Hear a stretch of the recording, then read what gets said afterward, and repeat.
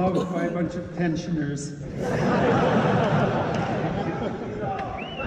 Anyways, it's very nice to be here, and thank you all for coming. I guess there's lots and lots of people out there. Yeah, there is. Well, it's very nice to be here. Being down south here in Texas and Arizona, it's been really good. Very welcoming crowds, very friendly, nice. Hot though, God, it's hot. Canadian, you know. If the water is liquid, we're not comfortable. All right, so I'm going to talk to you, I think, about 2 rules tonight. Maybe we'll get to more, but I want to concentrate on 2. I'm going to concentrate, first of all, on Rule 10. And Rule 10 is be precise in your speech. And I want to use that rule to develop, I guess, what do you say, as the centerpiece of a meditation on how we perceive the world. Because we don't perceive the world the way we think we perceive the world. I've studied perception for a long time from a biological perspective. And if you study phenomena from a biological perspective and you have any sense, you also study them from a philosophical perspective. I mean, the philosophical perspective is what enables you to develop the ideas that you test if you're a scientist. And so, and I've learned all sorts of things about the way that we perceive the world that I think are really useful. They're really useful to know. And so I'm going to tell you a bunch of those things tonight because I think it'll help you understand, well, what you're like and why you're like that. It's a terrible thing to understand, of course. But I want to aim at something else too. I want to craft the discussion so that we can deeply investigate the answer to the question, what should you aim at? Because you have to aim at something. We're aiming creatures, and that's like rule number 1 of perception. So I'm going to tell you the story first about a very famous psychology experiment, which you can see online. It was an experiment done by a Harvard psychologist who was interested in perception. He was interested in something called change blindness. And here's how the experiment went. I'm sure many of you have seen it. He videotaped a group of 6 people, 3 dressed in black and 3 dressed in white. He videotaped them in front of an elevator, which wasn't really relevant, but I'm just setting this stage for you. And the team dressed in black had a basketball, and the team dressed in white had a basketball, and they were playing a game, and the game was pass the basketball. Not a very sophisticated game. And the black team would pass the basketball to their teammates dressed in black, and the white team would pass the basketball to their teammates dressed in white, and they would mill around in front of the elevator. And they filled the whole frame. They weren't distant. They weren't tiny little people, a half a football field away. They filled the whole frame, so you could see their facial features and everything. And so your job, you'd come into Dan Simon's lab, because the scientist's name was Dan Simon. You'd come into Dan Simon's lab, and he'd sit you down, and you'd sit down, and you'd listen to him, because that's what you do in a psychology lab, and that's worth thinking about too. Just like when you come into the theater, you point forward and you watch the stage. You do what the room tells you. You do what the experimenter tells you. That's part of establishing your aim. He said to his experiment participants, watch the white team. They're going to throw a basketball back and forth. It's going to take about 3 minutes. All you have to do is count the number of times they throw the basketball. And so you think, I can do that. And you watch, and you're watching the basketball. You're counting very carefully. You're concentrating on the task at hand because you've been instructed to do that. And the videotape runs to the end, and Dan says, how many times did the white team pass the basketball? And you say 16. And Dan says, you're absolutely right. And you think, well, you're pretty damn smart. You went into a psychology lab and you participated in the experiment, you counted the basketballs properly. It's like you're a credible human being. You know, point attained. And then Dan says, well, did you see anything out of the ordinary? And you say, well, no. What do you mean? He said, well, did you see the gorilla? And you think, what do you mean? Did I see? Of course, what gorilla? Like, if there was a gorilla, what do you mean, what gorilla? I didn't see any damn gorilla. And so Dan rewinds the tape and he says, look, don't count the damn basketball system. He didn't say that. He said, don't count the basketballs. Don't count the basketball this time. Just watch the film. So you watch it, and sure enough, like a minute into the film, this guy comes out. It's not a real gorilla. It's close enough. He's like 6'4". He's got a gorilla suit on. It's the full thing. And he stands right in the middle of the video and pounds his chest for like 5 seconds and then saunters off. And about 50% of the people who saw the video, 60% of the people, didn't see the gorilla. You think, no, I'd see the gorilla. It's like, no, you wouldn't. Not necessarily. I had a graduate student I showed that video to, and then I showed it to him a year later. He missed the damn gorilla the second time. Really, that really happened. And you think, no, there's no way I'm that blind. It's like, yes, you are. You're so blind, you cannot bloody well imagine it. It's an absolute miracle that you just don't walk face first into walls all the time. Actually, you do. That's why life hurts, because you don't see very well. You do walk face first into things all the time. Maybe not literal walls, but certainly metaphorical ones, and that's often because you don't see what's in front of you, and it's because you're looking at the wrong thing. And so what was so cool about that experiment, so insanely cool, psychologists up to that point thought that, well, we thought a lot of things, and a lot of, not just psychologists thought it too. We thought it was easy to see the world. That was kind of disproved back in the early 60s when people were trying to build machines that could operate in the world like people do, trying to solve the problem of machine perception. You know, we just thought, well, look, there's an object, it's right there, it's pretty self-evident, you just see it. Well, you know how easy it is. All you have to do to see that object is look at it. There it is. It's not a problem. There's nothing magical about it. It's like, yeah, you try to build a machine that does that. You find out that perceiving separable objects is so difficult that it actually looks impossible. It isn't obvious at all how we do it, not in the least.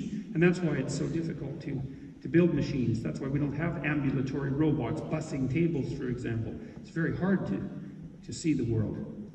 And then psychologists, well, even when they figured out that it was hard to see the world, they still thought that you would perceive abnormalities in the world, that you would perceive anomalies. So if something strange happened, you'd focus your attention on it right away. It turns out that's not true.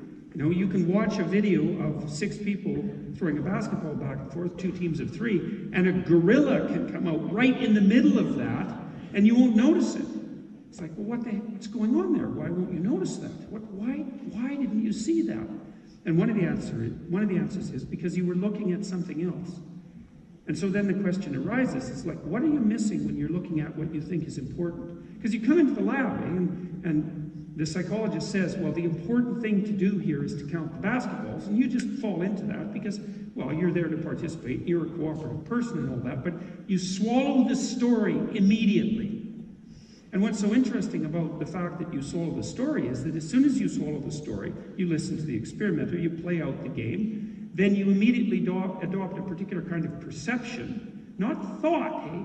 It's below thought. It's actually what you see. You adopt a particular sort of perception, and then the world manifests itself to you in one way and not another.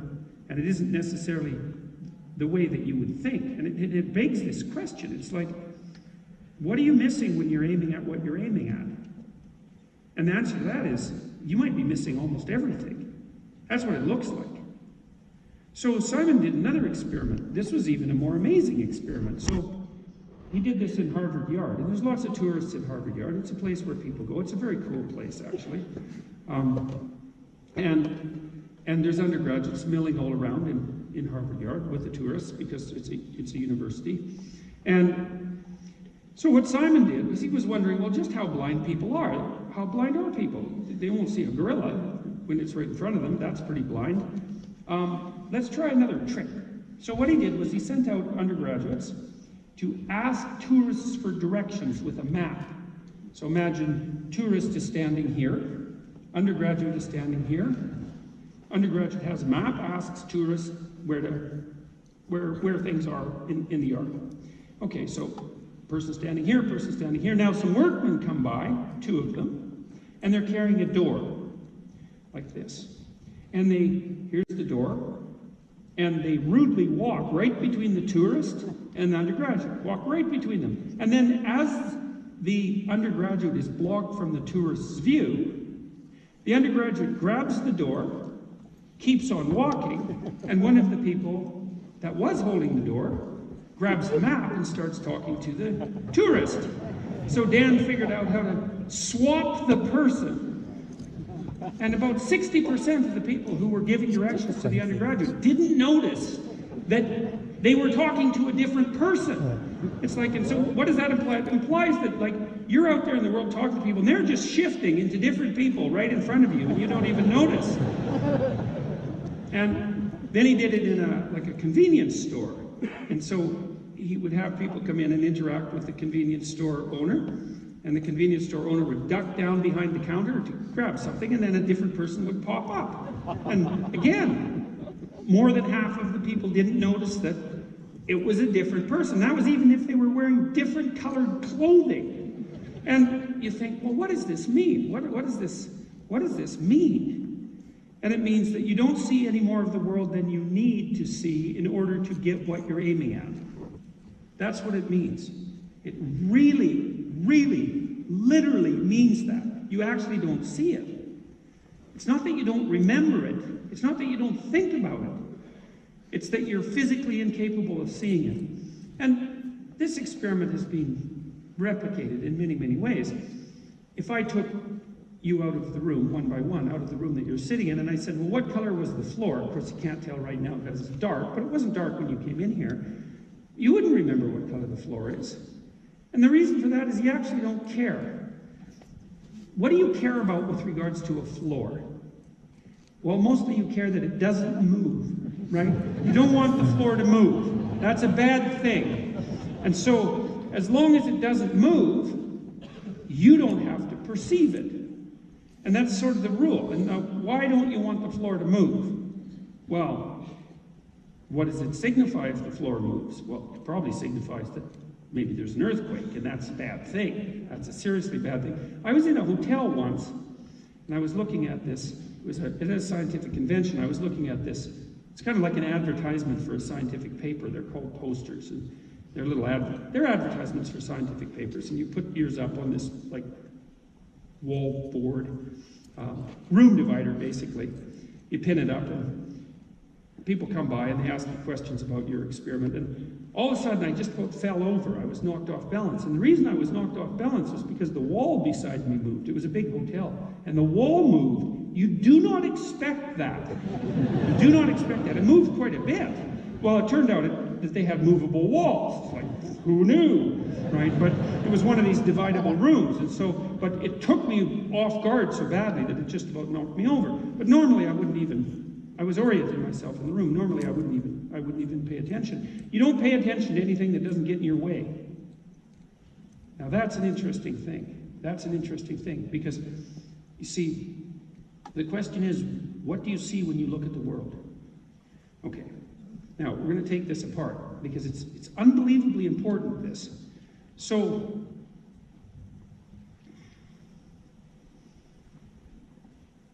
when you're watching the basketballs, you use the central point of your vision to process the visual field. Now, you can kind of detect this yourself. Like if I look at this gentleman in the front row, and I look right at his eyes, then I can see his eyes and I can see his face in quite high resolution. But if I look at him and I pay attention to the people to his side, without looking at them, what I notice is that the farther out of the center of my field of vision those people become, the less I can really see them. Like, I'm pointing at a woman, I think, here. I can't tell because I'm looking at the guy right in front of me. I think she's dressed in red, but I can't see. And you there, I know you're a human being, but I can't see your face at all. And you people over there are basically just blurs.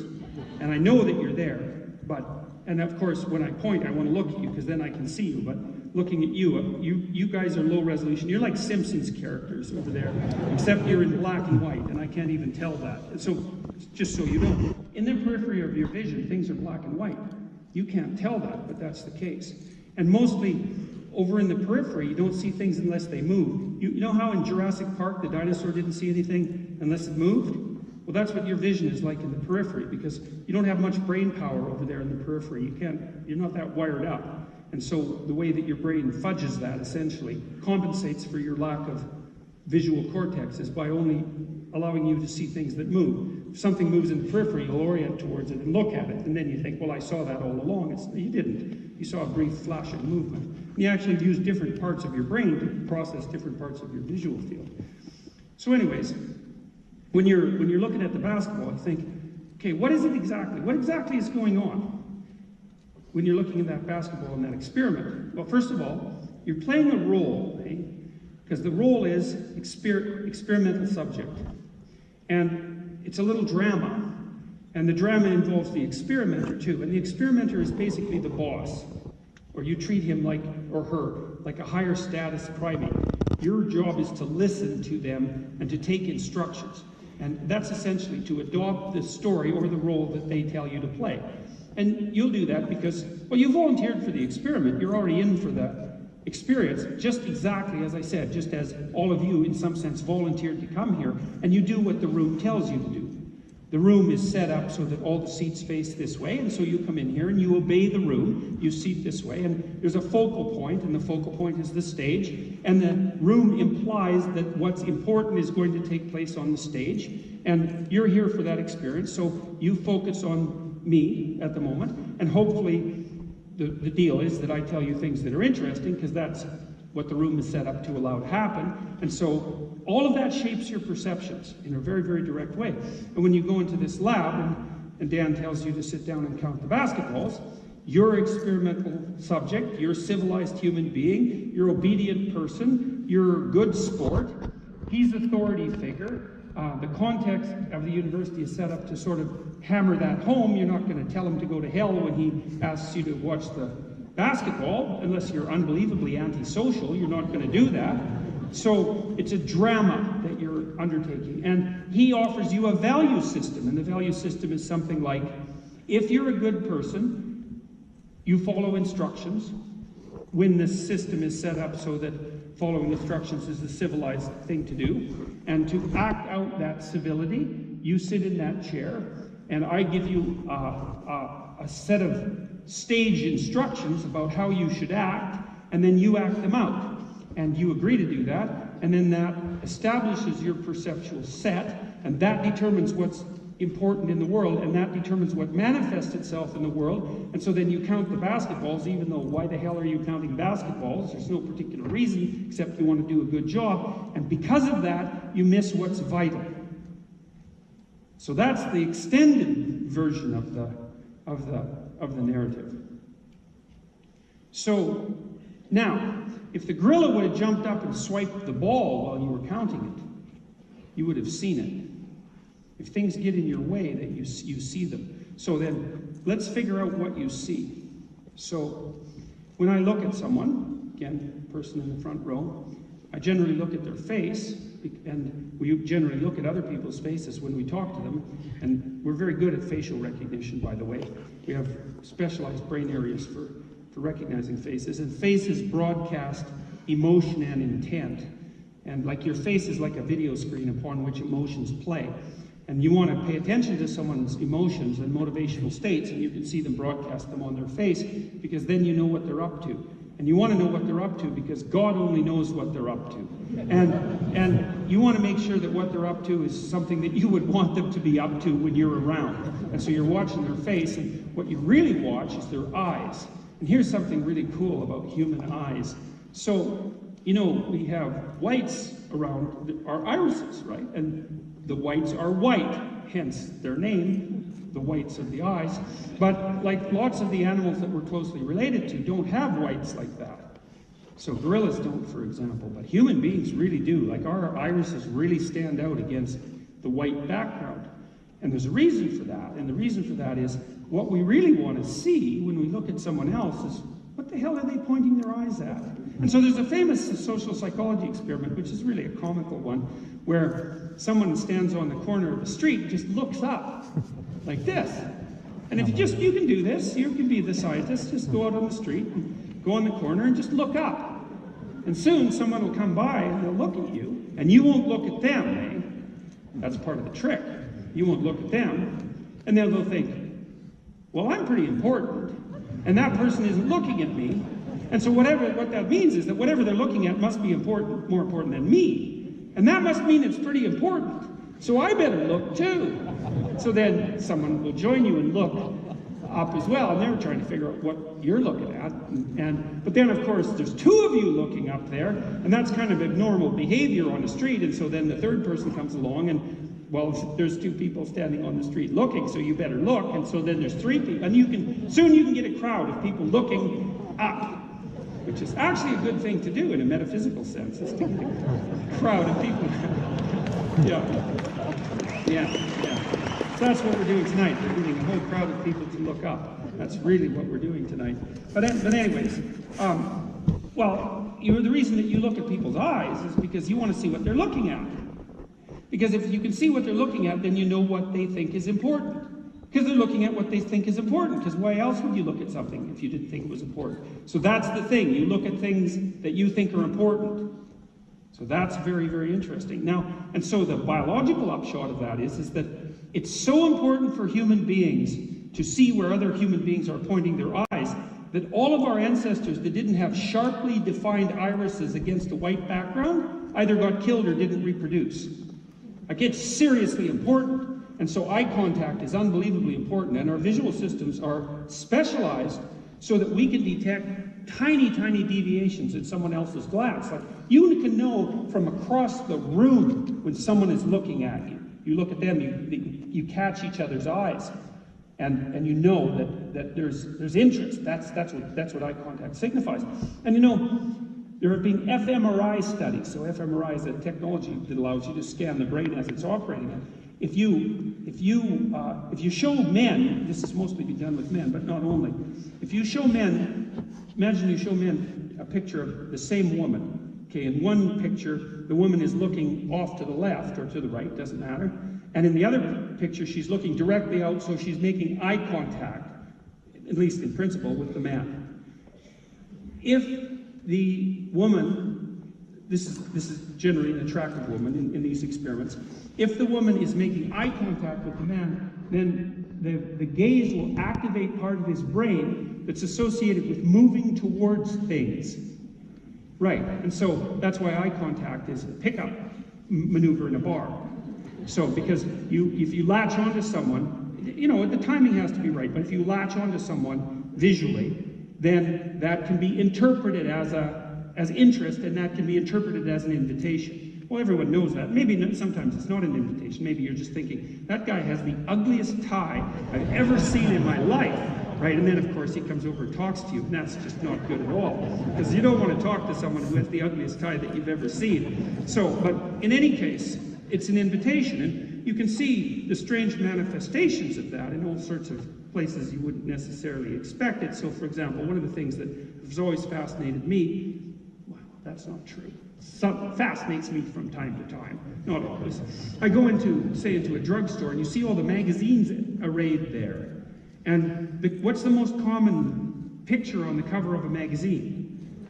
It's an attractive woman. It's almost always. It doesn't matter if it's a woman's magazine or a man's magazine. And she's looking directly at you. And the reason for that is that if a magazine has that image on the cover, then people will go over to it, approach it, which is what you want if you're a magazine, right? You want people to approach you, because then they pick you up and they buy you. And so magazines evolve in some sense to have the maximally attractive figure on the cover, because all the magazines that don't have that die. And so that's why magazines end up that way. And so the part of the brain that is activated by that direct eye gaze is called the nucleus accumbens, and it's a brain area that is integrally involved in the neurochemicals. It's part of the material substrate of the neurochemical system that uses the neurochemical dopamine. And dopamine mediates approach behavior, but also, importantly, dopamine is also the chemical whose release is facilitated by drugs like cocaine or methamphetamine, which are very, very addictive. And the thing that's so interesting about that is that those sorts of addictive drugs make you feel like you're approaching worthwhile things. That's why they're so addictive. So if your life is meaningless and you take cocaine, then it feels like you're imbued with a sense of purpose. And that can be addictive. And in fact, it's the definition of addictive in some sense. And so for a neurochemical substance to be addictive, it has to give you the sense that you're pursuing something of value. And so then if you show people stimuli, let's say phenomena, that make them want to approach, then you activate that part of the brain. And so now, if I'm watching someone and I can see what they're looking at, and then I can look at it too, then I know what they think is important. And if I can infer what they think is important, then I can embody who they are in my body. And that's how I understand them. So if I can see what you think is important, because you're looking at it, and I can look at it, then I can adopt that frame of reference, and then I can read off my body what you're feeling, and that's how I feel what you feel. That's how we understand each other. So, and you know this because, look, you go to a movie, let's say, what are you doing in a movie? Well, you're watching the hero or the villain, it doesn't matter, you're watching a character, and you see what the character's up to. That's the plot, essentially. You see what the character's up to, and then you adopt that frame of reference, and you sit there, even though you're sitting there, and all of what's happening in that frame of reference is playing out in your body, in your emotions and your motivations. And it's all happening inside you like a simulation. And so you get to live vicariously as a consequence of adopting the frame of reference of the person that's in the fictional landscape. And that's why you like fiction, because you can go and watch a fictional representation, or you can read a novel, it doesn't matter, wherever you can find a story, and then you can pick up the reference frame of the character in the story, and then you can have the story. You can sit there and learn everything there is to learn about that story just by being passive. And so smart, because if the hero does something stupid and ends up dead, then you can think, well, if you adopt that frame of reference, then you do something stupid and you end up dead. And then if you're smart, you don't do it because you'll end up dead. And why bother with that? Because you don't have to. And so it's like thinking, right? Because here's a way of thinking about thinking. Alfred North Whitehead said, we think so that our thoughts can die instead of us. Which is, it's so smart. It's like when animals try to adapt to the world, the way they do it, because they can't really think, not like we can. What an animal does to adapt to the world is make a whole bunch more animals. That's reproduction, right? So if a mosquito wants to adapt to the world, it has like 10,000 mosquito offspring, and they all differ a little bit, randomly. That's random variation. And most of them aren't successful, they just die. But it doesn't matter, because if you're a mosquito, you only need to produce one mosquito in your lifetime to keep the whole mosquito thing going, and if that costs you 9,999 dead mosquitoes, it doesn't matter, and it's better for the rest of us too. So for a mosquito's idea of an idea is to have a bunch of mosquitoes, but your idea of an idea is to have a bunch of avatars of you, and to lay them out in a fictional world, and to let all the ones that don't do very well die, and then to imitate the ones that survive. And that's part of the reason that we like stories so much, because stories are part of the way we think. They're the way that we produce artificial variants of ourselves in a hypothetical space so that the Darwinian process can occur in abstraction before we embody it. So it's super important, and that's part of the reason that we really, really, really like stories. Because stories are how we live and die without having to live and die. So that's without having to take the risks of real life and death. We can choose what we're going to embody. And we're doing that all the time, and we're sizing up other people. We're seeing what they're looking at, to see what their frames of reference are, to see if we should adopt them for our own, so we want to know what they're up to. And we see that people we admire, and maybe we adopt their frame of reference because that's pushing them ahead in the world properly. And we see people we have contempt for, and we move away from their frame of reference because that's not a good way to act out in the world. And then we tell stories to each other all the time, trying to figure out what frames of reference we should adopt and which ones we should move away from. And that's how we advance forward. It's very, very sophisticated. So, okay, so back to how you frame the world. So let's say, this will tell you about your emotions, because it's good to know about your emotions and what they are. So let's say I'm over here and I want to walk. I decide that I would rather I'm like the chicken who's going to cross the road. I'm deciding that it's better on the other side of the road. Because that's why the chicken crossed the road, in case you're wondering. Because everyone wonders that, right? Why did the chicken cross the road? It's because the chicken thinks it's better on the other side of the road, because otherwise why would he bother? Obviously. It's a grass is greener on the other side of the fence thing. So it's a stupid riddle, so you can just stop telling it now. All right, so let's say I decide I'm going to walk to the other side of the stage.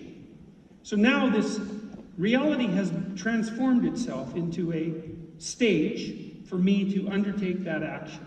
And so now I'm looking ahead. You're all blurry, like I said, like black and white Simpsons characters. I know you're there, but I can ignore you, because unless one of you comes up and gets in my way, then I don't have to pay attention to the fact that you exist in order to do the thing I'm going to do next. And so I don't, and I literally don't see you. You're gone. Just like the people outside, the people out there in the city, they exist, but I can't see them because they're not here in the way. And so then I look across here and I think, I evaluate the landscape. And I mean that technically.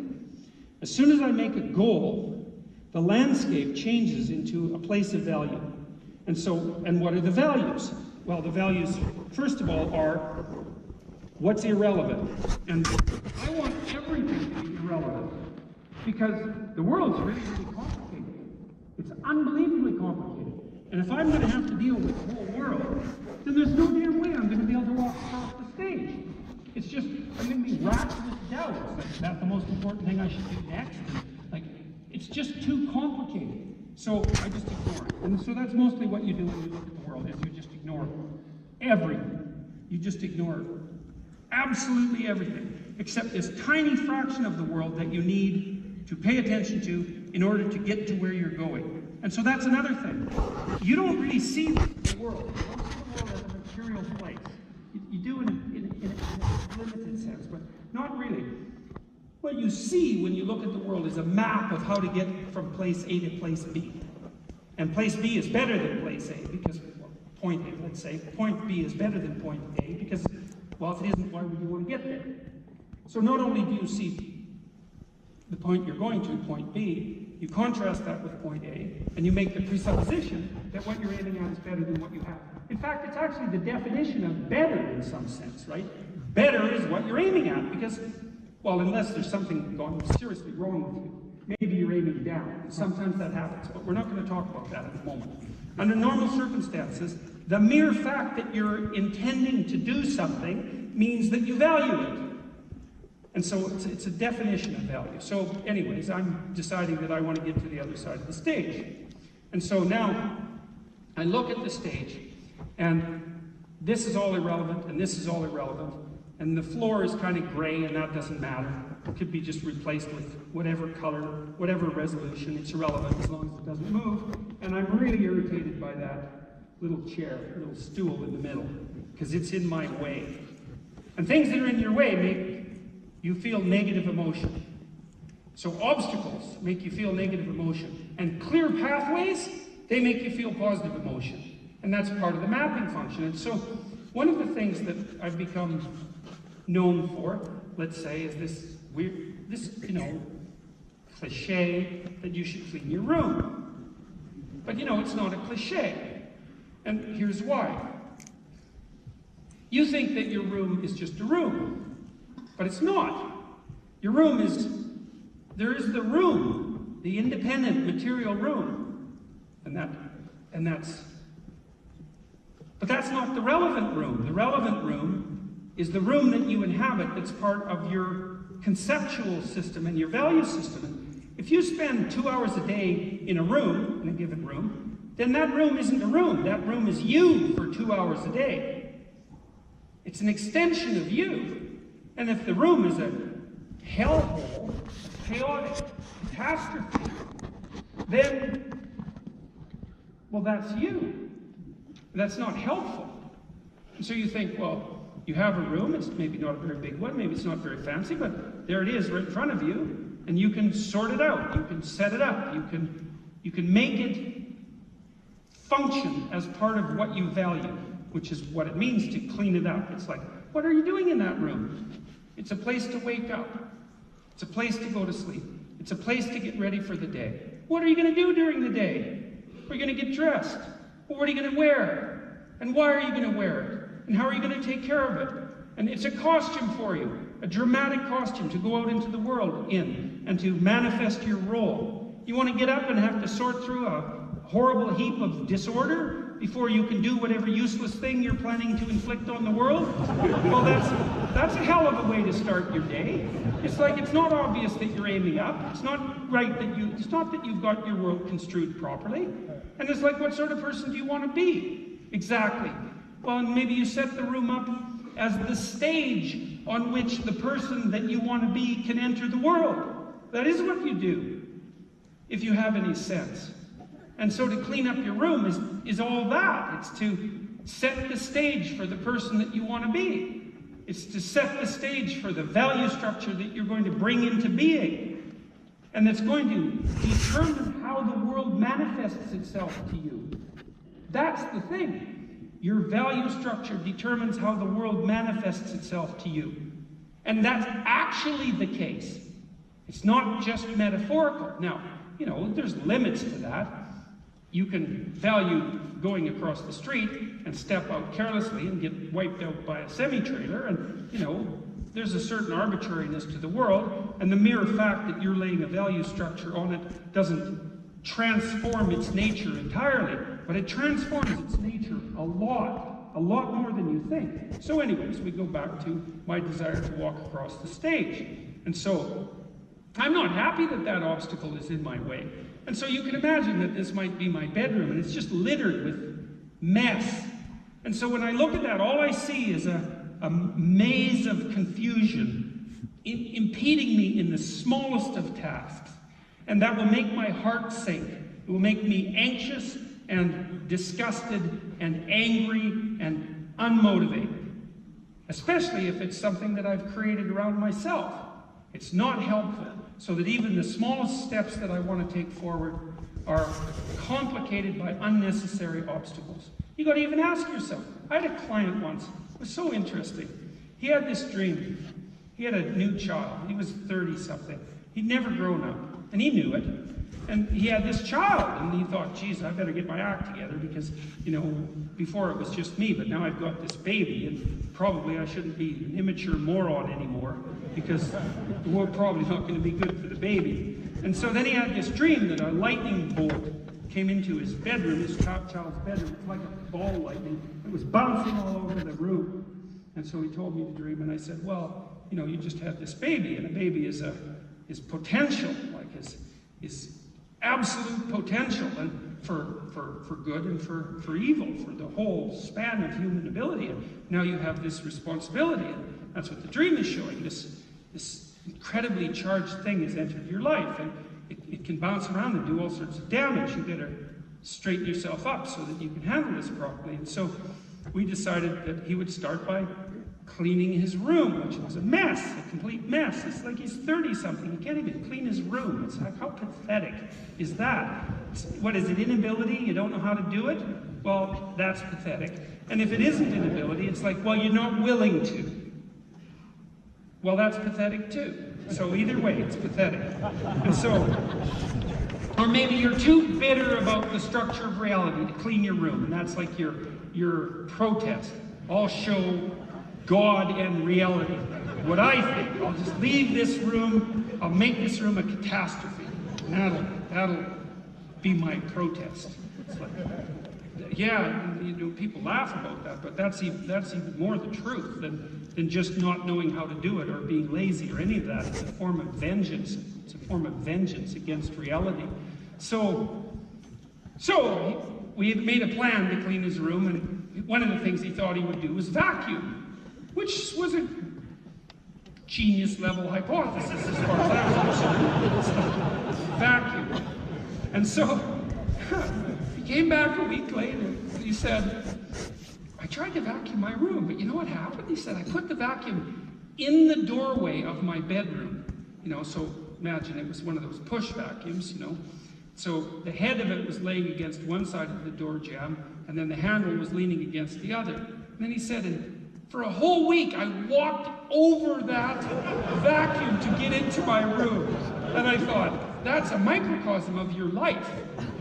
I'm dead serious about that. You can interpret that just like a dream. It was absolutely a microcosm of his life. It was like, well, why can't I get anywhere? Well, there's these damned obstacles everywhere. It's like, look, there's a vacuum cleaner right in my door. How can I do anything when there's a vacuum cleaner in my door? It's like, well, you put it there. It's not like he didn't notice. He wasn't stupid. He noticed, he did it. And we had a discussion about that. It's like, well, why is your life so difficult?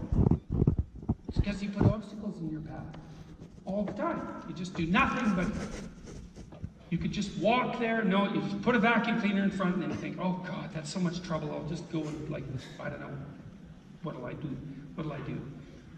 Play a video game or I don't know. I won't go to where I'm going because of all these damned obstacles. So one of the things you might ask yourself, like he had to ask himself, is how many of the obstacles that get in your way, that make you bitter, that make you unable to act in the world, are obstacles that you put there?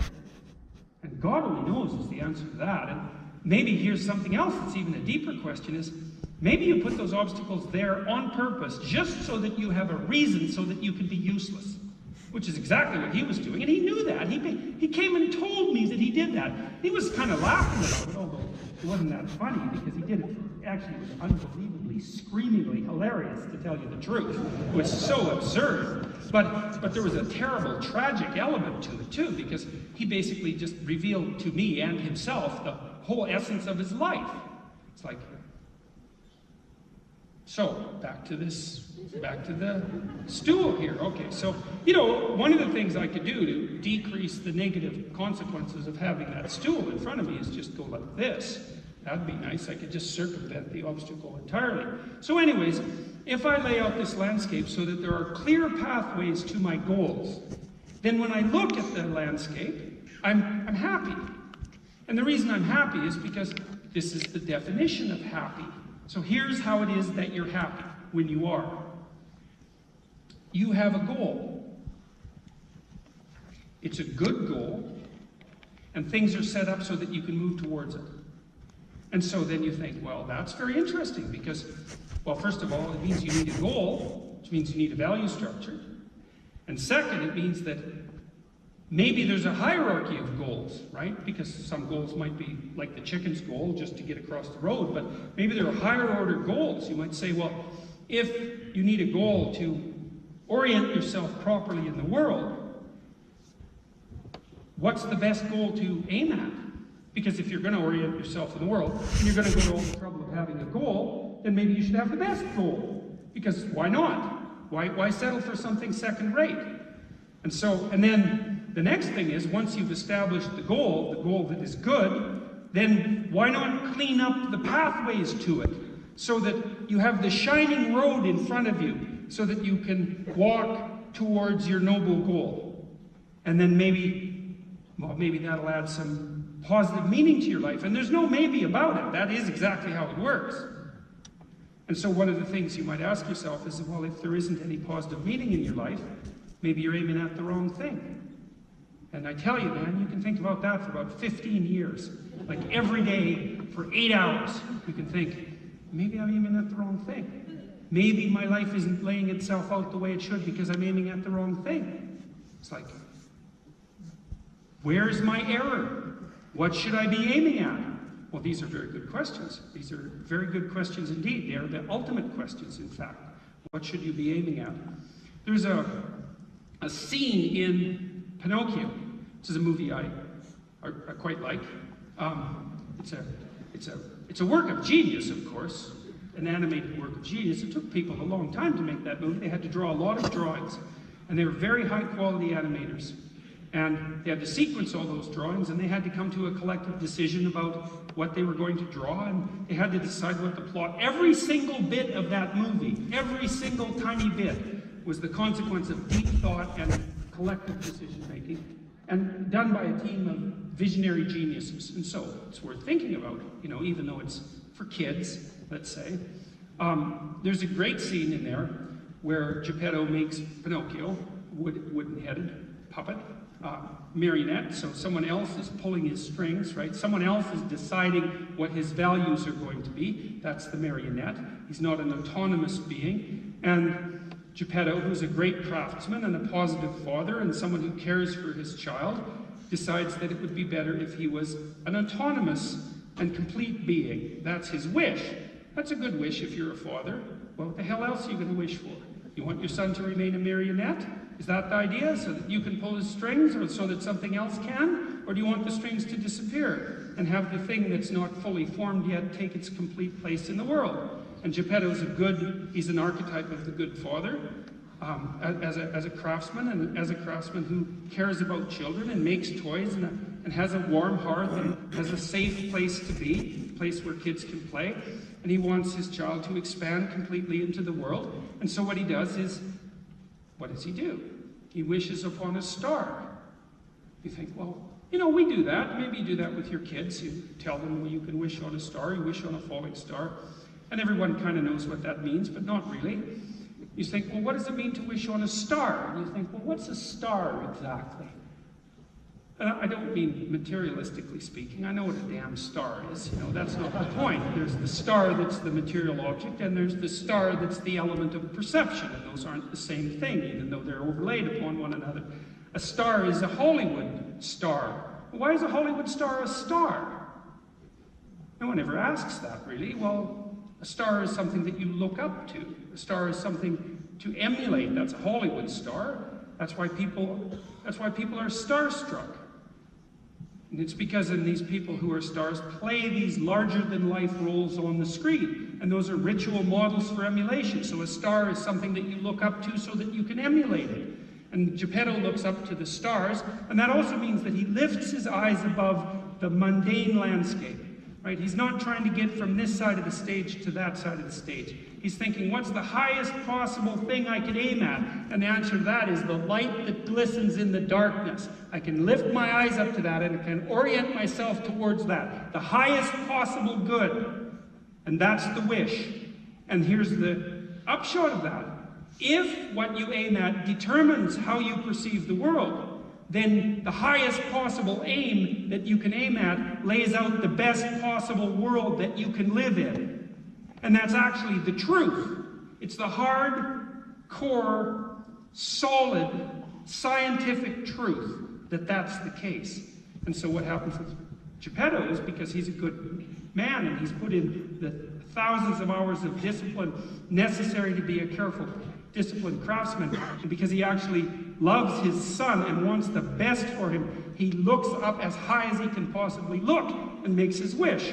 And his wish is, I wish that my son could be real, could be a real boy, not a wooden-headed puppet whose strings are being pulled by forces behind the scenes. And that's what that scene means. And it's absolutely brilliant. And it catalyzes a kind of development, right? Because what happens is Geppetto makes his wish, and then he falls asleep. And then the blue fairy shows up. That's Mother Nature, right? Mother Nature shows up and confers upon Geppetto's son a gift. And that's the gift of the beginning of autonomy. And what that means is that if you're a good father and you have a son, or you have a daughter for that matter, and you wish above all that they will become real, then nature will step in and give them a hand. And that's exactly how it works, right? And then the child himself or herself has to undertake their adventure in the world. They have to make their own moral decisions. You're not the owner of your child, even though you might be their guide. You might be the person who sets up the structure within which they can flourish or not. The child has to play his or her role, and that's also brilliantly detailed in the movie, to deal with temptations and to decide whether to tell the truth or to lie, and to decide whether to be neurotic and to be a victim, because of course that's part of the Pinocchio story. He's tempted by criminals into adopting the stance of victim. So that's something we could all meditate on for a certain amount of time. So you want to aim as high as you possibly can.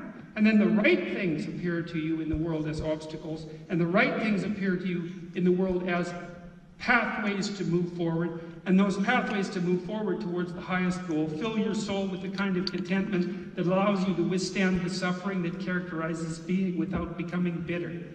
It's important. It keeps you away from hell. It helps you orient yourself towards the highest possible good.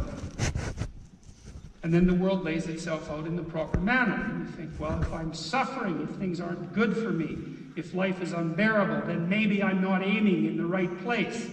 And that's something that's endlessly worth thinking about. And I think that it's correct. So then you might think, well, having accepted that as a potential reality, how can you characterize what it is that you might aim at? And this, I think, is the answer, in some sense, to this postmodern conundrum that we've been faced with, which is partly a puzzle that's emerged as we've figured out that the world is a very difficult place to interpret. The world's very complicated. There are many, many ways to interpret it. How do you know which of those, how can you rank order those ways? The postmodern claim, and this is what's being taught in the universities, I would say, the postmodern claim is there's no way of rank ordering the multitude of ways that you can interpret the world. You can't make a final decision about route A or route B. It's a chaotic tumult of unconstrained possibility. And it's demolished, say, literary criticism, because for a long time people would try to understand what the book meant. But the postmodernists said, well, the book means an infinite number of things, and there's no way that you can rank order your interpretations because of that infinite complexity. And there's a manner in which that's true, because the world is very complicated. Any given text is complicated. How many ways can you interpret the Bible? An endless number of ways, because it's such a complicated text. It's tied into everything. It depends on where you look. It depends on how you look, because, of course, how things manifest themselves to you depends on how you look. And so it's a powerful critique, except for one thing. There is a very large number of ways of looking at the world, but there aren't a very large number of ways, of viable ways of looking at the world. That's a whole different story. You know that, because if you look at the edge of a cliff like it's a solid place to walk, and you act that out, then you end up a crumpled pile of bleeding bones at the bottom of the cliff. And that seems to be evidence that that particular interpretation of that particular phenomena wasn't in your best interests. And so there's a very limited number of ways of looking at the world that you might say are in your best interest. And so that takes that terrible complexity that the postmodernists have sort of put in front of us and organizes it. And you can think this through, and this is part of the way that you think through what it is that you should aim at. And this is the evolution of morality, as far as I'm concerned, and I think that's the right way to think about it. You can think about it metaphysically, or theologically, or biblically, or ethically, all those ways. But it's easier, in some sense, it's easier and more in keeping with the full body of our knowledge to think about it as something that's emerged from the bottom up. It's like, here's the constraints. Why not just do what's impulsively pleasurable? I talk about that in Rule 7. Do what is meaningful, not what is expedient. Expedient is momentary pleasure. Cocaine is expedient, right?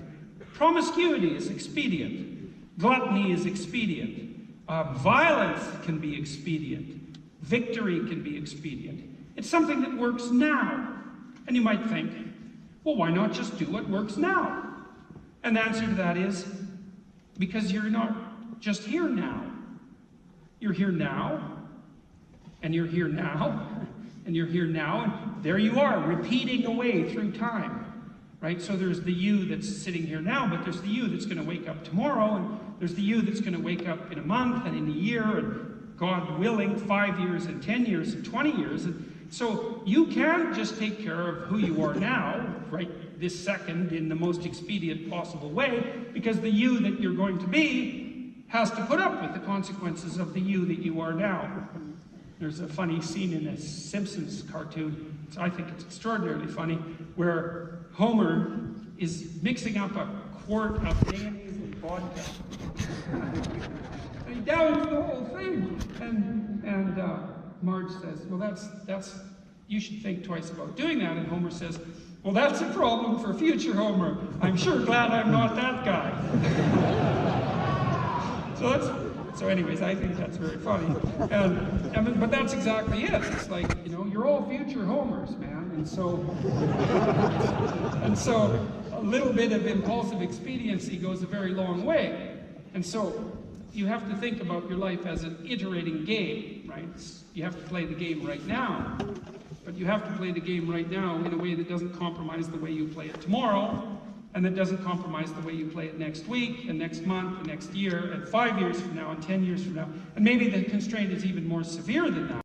Maybe you want to play the game right now so that the game you play tomorrow is slightly better, and the game you play 2 years from now is even better than that. So you don't want to just play a game that you can repeat you don't want to play a game that you can repeat at a plateau, and you don't want to play a game that you can repeat that deteriorates. That's definitely a bad game. Things are going from, you know, bad to worse. Who wants to play that? Well, maybe if you're a martyr, you could do that, and you'll meet people like that. But maybe you want to play a game that goes like this. Well, that's oriented towards whatever that star is. And so that's a tight constraint, man, and everybody knows that. That's the straight and narrow. That's a tough one. And then it's worse than that, because it isn't just you that's at stake here and the iterated future yous. You're also embedded in the world. It's like, well, there's you, but then there's the person you're with, your intimate partner, maybe your father, maybe your mother, your siblings, or your children. And they're just as much you as you, or maybe even more. You know, people will die for their children, so maybe they're more their children than they are themselves. Depends on how you look at it. And so you have to propagate yourself through time in a manner that ascends, but at the same time you have to do it in a manner that makes your children's life ascend, and maybe your parents' lives, and your siblings' lives, and then there's your friends. Same problem. And then there's the broader community. And so you actually have to organize all your aims and stack them all up so that whole system ascends at the same time. And there's not an infinite number of ways of doing that. There's a finite number of ways of doing that. And the finite way is the way that you do things when you do them right. And everyone knows that. And that seems to be aligned with something like telling the truth, which is Rule 8 in my book. Tell the truth, or at least don't lie.